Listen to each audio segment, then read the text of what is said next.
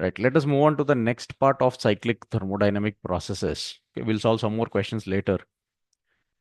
As I said, there is one particular cyclic process of interest, which is called the Carnot cycle.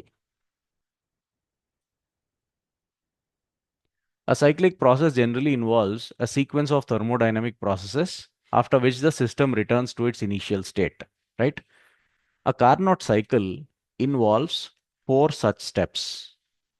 So there are four thermodynamic processes involved in a Carnot cycle. We'll discuss the processes and simultaneously we'll draw the graph also, indicator diagram. Let's say we take pressure on the y-axis and volume on the x-axis as we usually do. The first step of a Carnot cycle is isothermal expansion.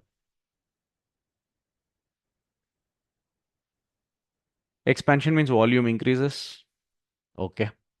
Let's say initially the gas was at some state here, some pressure and volume it had. Okay, we'll assume it's an ideal gas itself. Now it undergoes, in the first step, an isothermal expansion. Now we know that the graph, the PV graph for an isothermal process is a rectangular hyperbola. It kind of goes like this. Okay. So the graph for the first step of the Carnot cycle would be a part of that rectangular hyperbola. You can consider it to be like this. Fine. From state A, it goes to a new state B at a constant temperature. Let that constant temperature be T1, or at state A, let's say the pressure is P1, volume is V1, temperature is T1. Since it's an isothermal step, isothermal process, the temperature does not change. Pressure volume will change. So at state B, it will have a new pressure, a new volume, but the same temperature, T1 itself. Okay. So this is the graph for the first step of Carnot cycle.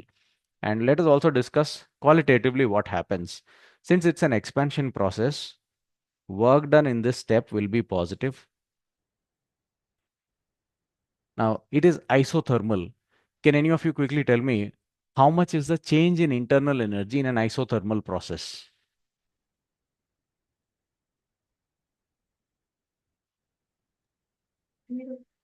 Zero. Temperature remains constant, so change in internal energy is zero. So delta U is 0. And we know that delta Q is delta U plus delta W. One of them is positive, the other one is 0. Their sum is going to be positive. So in the first step of Carnot cycle, delta Q will be positive. What does delta Q being positive mean? Delta Q stands for heat absorbed by the gas. So in the first step of Carnot cycle, heat is absorbed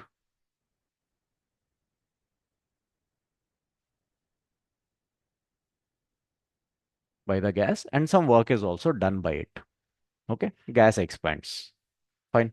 But in a cyclic process, the system has to come back to its initial state. So there will be some more steps which will be bringing the volume, pressure, and temperature back to the initial values.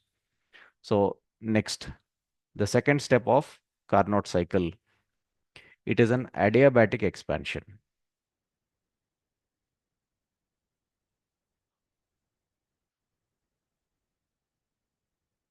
Again, this is also an expansion step itself. So volume will be increasing, but it's an adiabatic process. Now, for an isothermal process, the governing equation is PV is equal to constant. For an adiabatic process, the governing equation is PV power gamma is equal to constant. And we had done this analysis before also. Gamma is a value greater than 1. Okay. In an adiabatic process also, if pressure increases, volume has to decrease. And if volume increases, pressure has to decrease. But see, the power of volume is gamma here. The power of pressure is 1. Volume's power is greater. What does that mean? To maintain this product constant, for a small change in volume also, a lot of change in pressure will have to happen. Okay, because the power of volume is already more than 1. Even if it changes a little bit, because the power is more than 1, total change in this term will be much larger. Okay, even if volume changes only a little bit, the total change in V power gamma will be much larger. because it is raised to the power gamma. And P into V power gamma has to remain constant, no? So other term will have to decrease at the same rate such that the product remains constant. So even if volume changes a little bit, even if volume increases a little bit, pressure will have to fall significantly to keep this product constant. So the graph for an adiabatic process will be much steeper than the graph for an isothermal process. Now A to B was isothermal. Suppose you continue the isothermal process, the graph would have gone like this. But from B, you are carrying out an adiabatic process. Adiabatic process has to be steeper than an isothermal process. So the graph changes to something like this.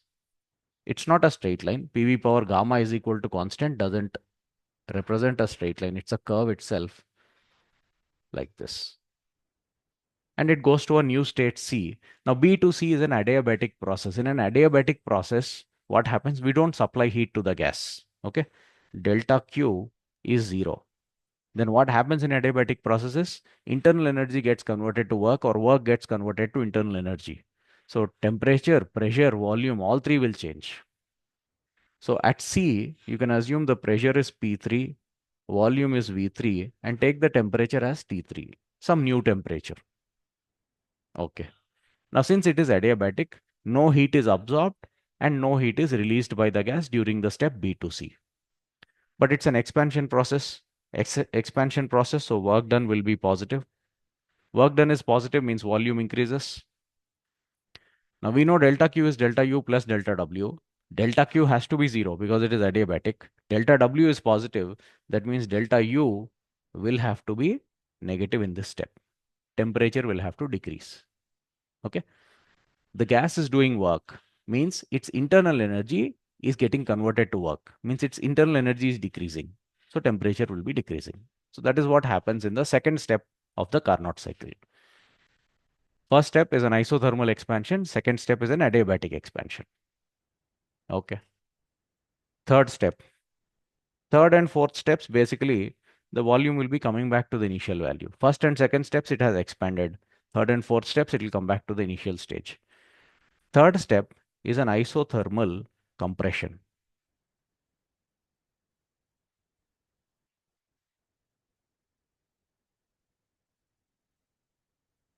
Since it's a compression process, volume will be decreasing. Work done by the gas will automatically become negative.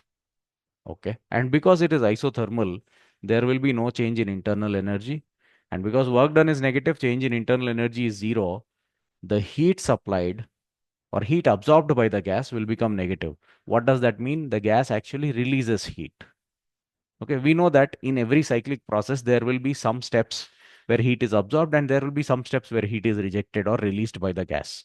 So in the in the Carnot cycle, the third step is the one where the rejection of heat happens or the release of heat happens. Okay, now it's an isothermal compression. We know the graph for an isothermal process has to be a rectangular hyperbola. Now it has to start from C. So starting from C, if you draw a rectangular hyperbola roughly, it could look like this. Okay, the graph is not a straight line. So it goes from C to a new state D, and it follows an isothermal process, means temperature remains same. So at D, there will be some new pressure, some new volume, but the same temperature T3. At C and D, the temperature is same. And since this is a process where delta Q is negative, some heat is released by the gas. Released, or you can say rejected. Okay, the temperature is maintained T3. And then the final step of the Carnot cycle, as I said, it consists 4 steps. The final step is an adiabatic compression.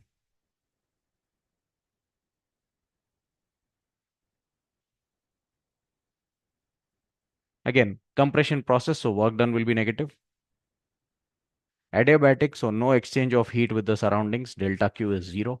Heat is neither released nor absorbed by the gas. And because delta W is negative, automatically delta U will become positive because their sum has to be delta Q, which is 0. So always delta U plus delta W has to be delta Q. Fine. So the last step, which is adiabatic, the graph looks like this. It's a compression process. So this is the diagram, PV diagram or the indicator diagram for a Carnot cycle. Isothermal expansion, adiabatic expansion, then isothermal compression and adiabatic compression. Okay. Now the isothermal expansion, that is the step A to B, happens at a constant temperature, no T1. In that step, you see what is happening. Heat is being absorbed by the gas. Now, generally, a system absorbs heat from a high temperature source. Okay. So the first step, isothermal expansion, that is happening where heat is absorbed, it is absorbed from a heat source. Okay. And there is another step, C to D. There it's an isothermal process, but heat is rejected. Now, a gas has to lose heat to something, so that other thing has to be at a low temperature, right? And it is able to take heat from the gas. So if it is taking heat from the gas, we say that it is rejected to a heat sink. Okay, the gas is dumping heat into the sink. So it will take heat from a source and it will release heat to a sink. Source and sink, these are common terms used in questions based on cyclic processes. Okay, especially Carnot cycle. So remember, a heat source is a high temperature reservoir. It can supply heat by staying at high temperature. For example, boiling water you take. The temperature at which water boils is 100 degrees. Okay. So, like we had discussed this before also in calorimetry. Suppose steam is getting converted to water. Steam gets converted to water at 100 degrees. In fact, water gets converted to steam also at 100 degrees only. From steam, if you remove heat, let's say steam is at 100 degrees, you remove heat, it converts to water at 100 degrees. Temperature remains 100 only, no? So such a system can be called as a thermal reservoir, a system which can supply heat or receive heat without changing temperature or without significant change in temperature is called a thermal reservoir. So basically, the heat source is a high temperature thermal reservoir.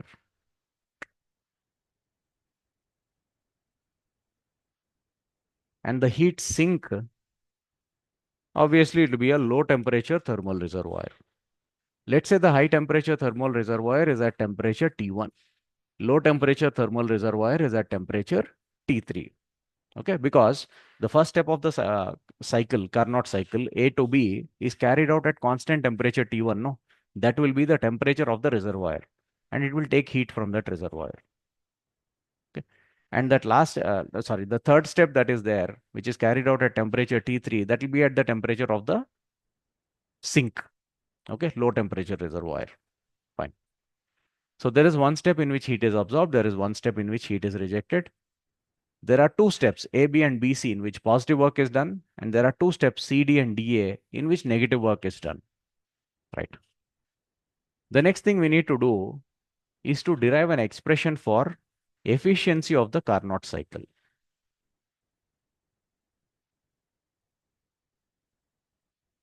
Okay. This is going to be a lengthy derivation, but it's very, very important. We'll be applying all that we learned about thermodynamics in this derivation. Now, how is efficiency of a cyclic process generally defined? Work done in the complete cycle divided by heat absorbed in the cycle. Okay. So what we have to do here is find out or derive an expression for work done in each of these steps. And then see, we know that heat is absorbed only in one of the steps. So you have to take delta Q of that step only. Okay. So let's begin the derivation. First step. First step is an isothermal expansion, right? Can one of you quickly tell me what is the formula for work done in an isothermal process? Work done by the gas in an isothermal process. Quick.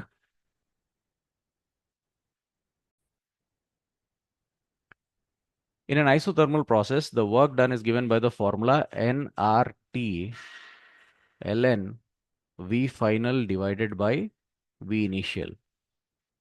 Now see let's say there are n number of moles and assume degrees of freedom is F. Then it becomes Nr. At which temperature is the first step being carried out? T1. Okay, so we'll write it as Nr T1 Ln. What is happening to the volume? Volume is increasing from V1 to V2. In state A, the volume is V1 and in state B, the volume is V2. So it increases from V1 to V2. So you just write Ln V2 divided by V1. That's all. That's the work done in the first step. What about delta Q? We are interested in delta Q of this step also because this is the only step where heat is absorbed in this complete cycle. We need that to calculate efficiency. Okay. Now it's an isothermal process. In isothermal process, delta U is zero. Internal energy doesn't change. So mathematically, if you write the first law of thermodynamics, delta Q is delta U plus delta W. Since this is zero, delta Q will be same as delta W. So we know the heat absorbed by the gas as well. Okay, it's the same expression. Okay.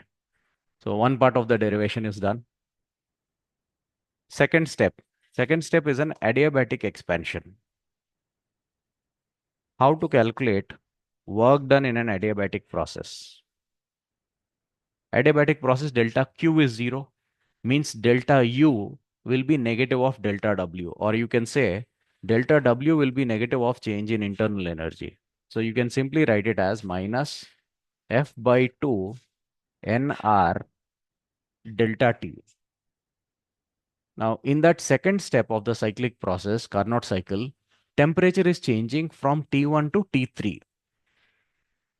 Okay, so delta T can be written as T3 minus T1, or let's just keep it like this, NR delta T, and NR delta T can instead be written as T final V final minus P initial V initial. We'll do that. We'll try to express everything in terms of pressures and volumes. Or is it better if we keep it in terms of temperature? Let's do both. What is there in that? Okay. Finally, in the we'll be doing some division, no? Work done divided by heat absorbed. Whichever is easier to cancel, we'll apply that finally. So you can write this as minus F by 2 NR. Temperature is changing from T1 to T3. So T3 minus T1. You can also write it as minus F by 2. In place of NR delta T, we take change in PV. In state B, the pressure is P2, volume is V2. And in state C, the pressure is P3, volume is V3. So the change becomes P3 V3 minus P2 V2. Okay, hope this is clear to all of you. This can even be expressed in terms of gamma. Okay, if you all remember, gamma of any gas is Cp divided by Cv. It's called the adiabatic constant or the adiabatic exponent, or simply the ratio of molar specific heats at constant pressure to constant volume. Cp generally is F by 2 plus 1 multiplied with R. Cv generally is F by 2 multiplied with R. Divide these two, gamma becomes F plus 2 divided by F. That is 1 plus 2 by F. Okay, so gamma minus 1 becomes 2 by F. That means F by 2 is 1 by gamma minus 1. And minus F by 2 is 1 by 1 minus gamma. You can substitute that in place of minus F by 2 also. Okay, so there are many different ways of expressing work done in an adiabatic process, and we had discussed this in detail. You must be very comfortable with all these conversions and derivations. Only then you can confidently solve questions based on thermodynamics. Okay, practice this as much as possible. Okay, so we have written the expression for work done in the second step of Carnot cycle. We don't have to write delta Q. Anyway, delta Q is zero. It's an adiabatic process. Third step. Third and fourth step, it's quite easy. Just a repetition of these in the reverse direction. Third step is isothermal compression. So delta W can be written as nRT ln V final by V initial. The third step, which is isothermal compression, that is the step from C to D, is carried out at a constant temperature T3. So we have to take that temperature in place of T. And volume is changing from V3 to V4. So nRT3 ln final volume is V4, initial volume is V3 for that particular step. So this is the work done by the gas in that step. Obviously, V4 is less than V3. If V4 is less than V3, this term will become less than 1. And ln of anything less than 1 is negative. Work done turns out to be negative in that step. Mathematically, it will come out negative. Let it be. And then the fourth step. Fourth step is an adiabatic process again. Work done will be negative of change in internal energy. So minus F by 2 nR. From where to where is the temperature changing in the fourth step? It's going from, at state D, it is temperature T3. It goes back to temperature T1. So initial temperature is T3, final temperature is T1 for that step D to A. So delta T can be written as final temperature T1 minus initial temperature T3. You can also write it in terms of pressures and volumes, minus F by 2 nR. Final pressure volume, finally it's coming back to the initial state, minus initial pressure and volume is P4 V4.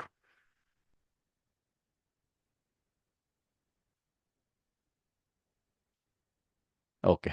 So we have derived expressions for work done in all the steps of the cyclic process. And we also know how much heat is absorbed. So we are now in a position to express efficiency of this cyclic process. Let us do that. Efficiency is total work done in the complete cycle divided by heat absorbed. Okay. For total work done, we'll have to add all these. nRT1 ln V2 by V1 is the work done in the first step.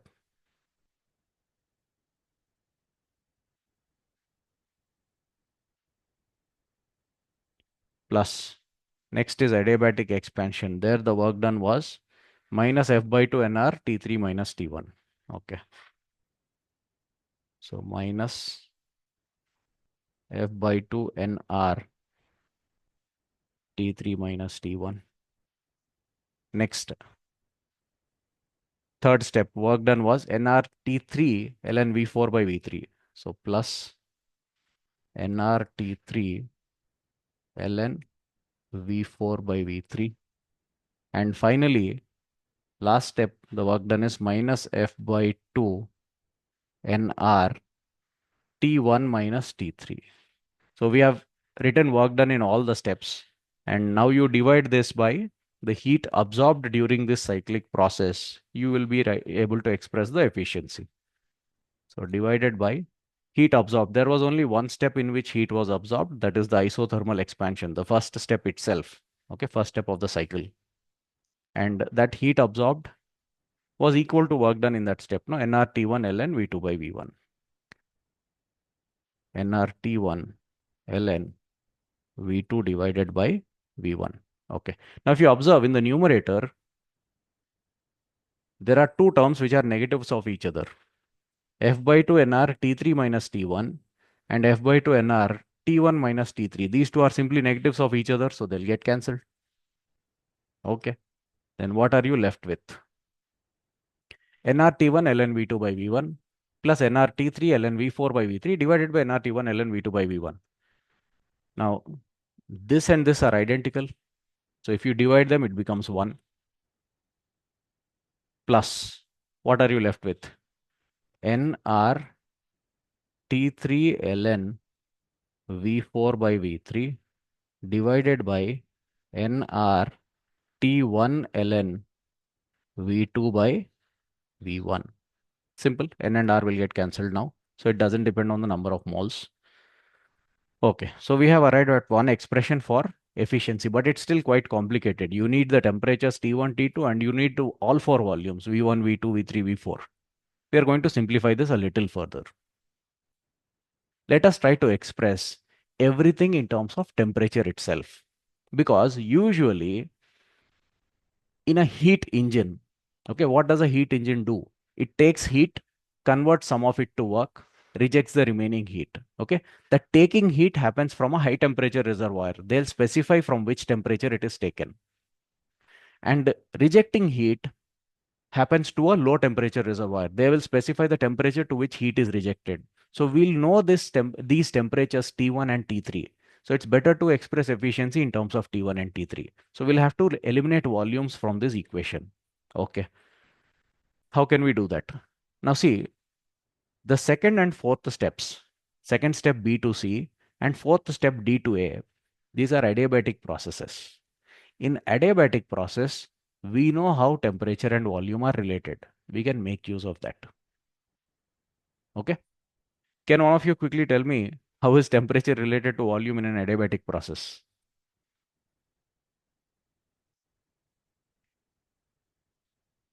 Okay. Adiabatic process PV power gamma is constant. This much you should anyway remember. Okay. But we want to relate volume and temperature now. Pressure can be written as nRT divided by V. So you can say temperature into volume power gamma minus 1 will be constant in an adiabatic process. You can make use of that. Okay.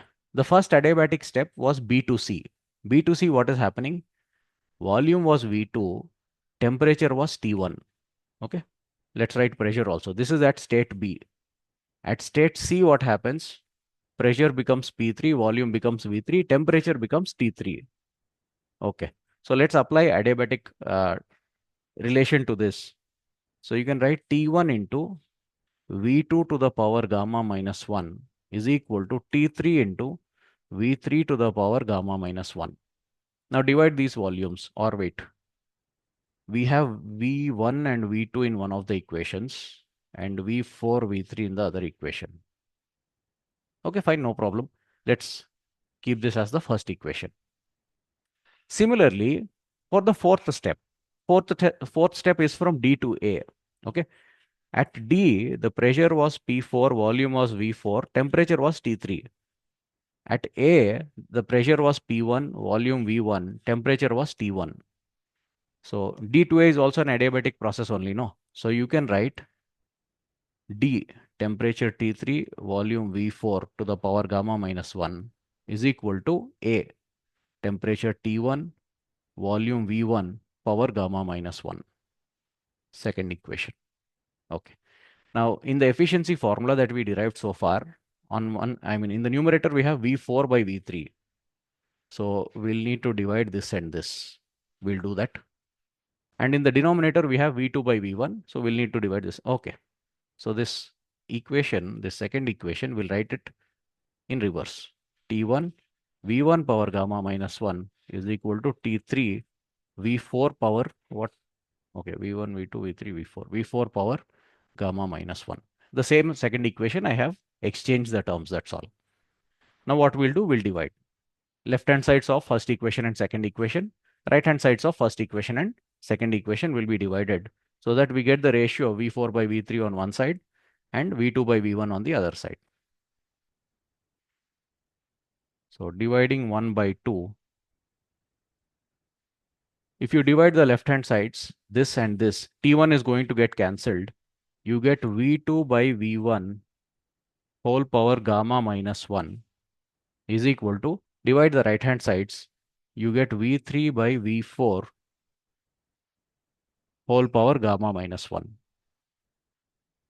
V2 by V1 power gamma minus 1, correct? T1 gets cancelled. And the other side, T3 gets cancelled. You get V3 by V4 power gamma minus 1. Fine.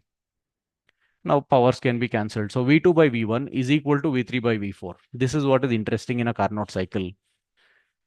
You can say that the ratio of volumes V2 by V1 is same as the ratio of volumes V3 by V4. Okay. You can see that in the graph also. V2, V1. V2 is a greater volume than V1. V2 by V1 is more than 1.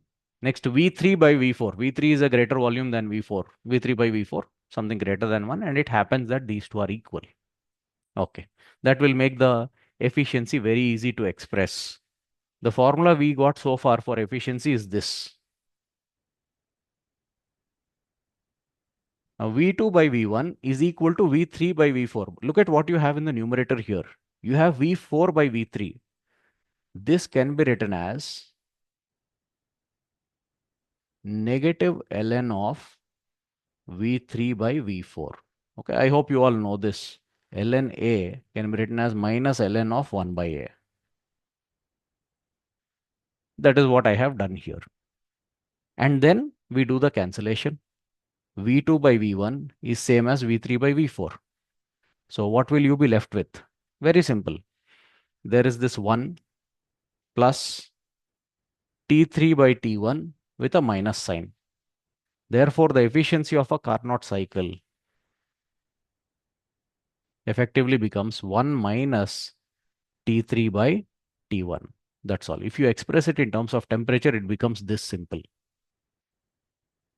Now, what are T3 and T1? T1 was the initial temperature.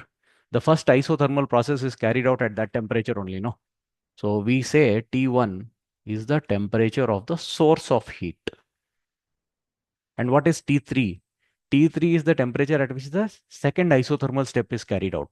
There, the gas is losing heat, no? Gas loses heat to the sink. So we call T3 as temperature of the sink. And all this derivation involves the application of PV is equal to nRT. So we don't have to mention, but you should understand that these temperatures must be expressed in kelvins. You should not substitute temperature in other units in this equation. Okay. Therefore, the efficiency of a Carnot engine or Carnot cycle can be expressed as 1 minus temperature of the low temperature reservoir divided by temperature of the high temperature reservoir. You can write it like this also. Okay. So in terms of source and sink temperatures, this is how you express the efficiency of a Carnot cycle. The derivation is very important. Of course, in your final entrance exams, they are objective. They won't ask you the derivation, but they can ask you certain things based on the derivation. Okay, so do this once. There are some very important derivations in thermodynamics. This is one of them definitely. And in adiabatic process, how we derived PV power gamma is equal to constant. We use the differential form of ideal gas equation and the differential form of first law of thermodynamics. That derivation is very important. Okay, practice these two. Right. So let's quickly summarize Carnot cycle. Basically, it's a cyclic process which consists 4 steps: isothermal expansion, adiabatic expansion. In those steps, positive work is done. Then isothermal compression, adiabatic compression. In those steps, negative work will be done. So there are 2 steps where the gas expands and 2 steps where it gets compressed. In one of the steps, the gas takes heat from the surroundings. In another step, it releases heat to the surroundings. Okay. So for efficiency, total work done and the step where heat is absorbed are what matter. Okay. And that is what we have done. We wrote all expressions mathematically and derived the efficiency as 1 minus temperature of the sink divided by temperature of the source. Questions based on this are very common. They'll give you the temperatures from where the heat is taken and to which the heat is released, and they'll ask you what is the efficiency and all. Now see, there are infinite number of cyclic processes that you can think of. Like yesterday we took one example cycle, no, which was in the shape of a rectangle. So in every cyclic process, as I said, there are some steps where heat will be taken in by the gas and there will be some steps where heat is released by the gas. Okay. Taking heat from surroundings happens at, or the gas takes heat from a source.